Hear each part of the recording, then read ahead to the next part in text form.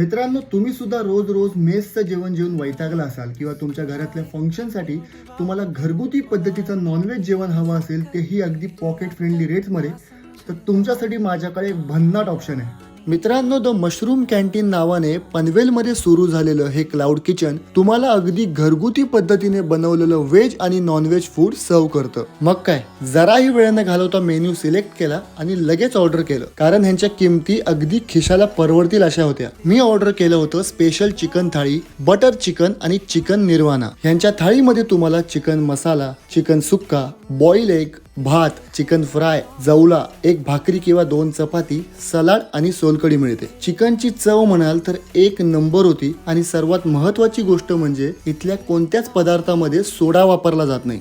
आणि हो, ज्यांना कोणाला हा गैरसमज आहे की बटर चिकन हे गोड असतं, त्यांनी एकदा तरी ह्यांचं बटर चिकन नक्की ट्राय करावं. प्रेमात